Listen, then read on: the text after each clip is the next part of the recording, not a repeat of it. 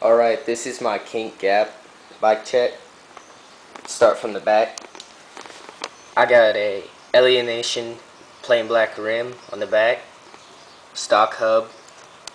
I have no bottom bracket and no cranks. Those are on order right now from didnt. I have a E-clat seat post combo.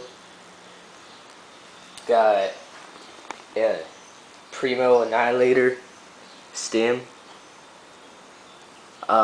Stock headset integrated, stock forks, Fly Luna bars from didnt.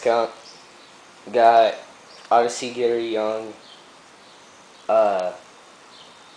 grips, Odyssey bar ends. I have plain black Alienation rim on the front.